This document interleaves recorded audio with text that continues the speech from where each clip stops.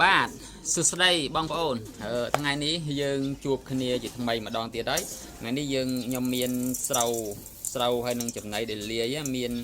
ពោតមានសណ្ដែកមានស្រូវអញ្ចឹងមានបាយទៅអញ្ចឹងបងប្អូនហើយខ្ញុំថ្ងៃនេះខ្ញុំប្រាប់បងប្អូនថាតើយើងលាយចំណីរបៀបណាដែលឲ្យប្រៀបយើងវាមានចិត្តចង់ពងបងប្អូនចង់និយាយថាឲ្យវាពងលឿនណាបងប្អូនហ្នឹងហើយប្រៀប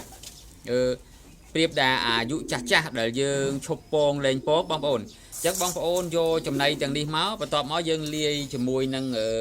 នេះខ្ទឹមអានេះខ្ទឹមបារាំងមួយចំណិតហើយខ្ទឹមមើមខ្ទឹមយើងហ្នឹងពីរចំណិតបងប្អូនហើយខ្ញុំដាក់ទឹកក្តៅប៉ុណ្ណេះបងប្អូននេះខ្ញុំដាក់ប៉ុណ្ណេះបន្ទាប់មកខ្ញុំនឹងចាក់ចូលទៅក្នុងចំណីចំនួន1គីឡូជាងនេះដែលខ្ញុំដាក់ឲ្យប្រៀបស៊ីពេលព្រឹកនេះបងប្អូន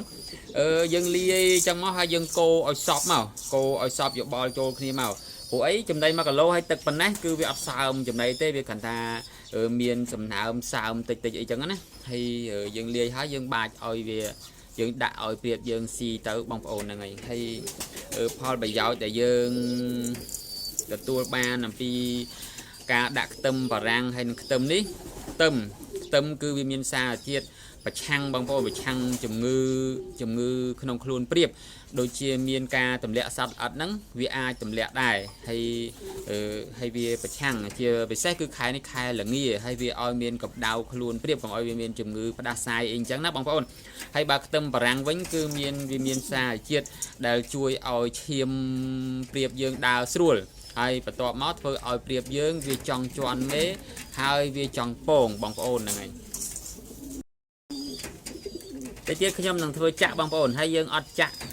ទាំងកាកទេណាបងប្អូនគឺយើងច្រោះយកតែទឹកទៅចាក់ចូលទេយើងមានកញ្ឆែងមួយចាក់ចូលច្បល់មកហើយអាចចំណីដែលខ្ទឹមបារាំងខ្ទឹមនេះយើងអត់អាចដាក់រាល់ថ្ងៃបានទេណាបងប្អូនយើងដាក់មួយសប្តាហ៍ម្ដងឬមួយក៏2សប្តាហ៍ម្ដងអីចឹងបងប្អូនបើសិនណាយើងដាក់រាល់ថ្ងៃពេកគឺវាធ្វើឲ្យកាពះព្រៀបហ្នឹងវាឈឺវាអីចឹងដែរវាខូចកាពះព្រៀបបងប្អូនយើងអត់ដាក់រាល់ថ្ងៃបានទេបងប្អូនណាហើយបើបងប្អូនគិតថាវីដេអូនេះមានប្រយោជន៍ដល់អ្នកចិញ្ចឹមព្រៀបយើងថ្មីបងប្អូនជួយ share ទៅកាន់បងប្អូនយើងថ្មីឲ្យបានដឹងហងឲ្យគាត់បានដឹងពី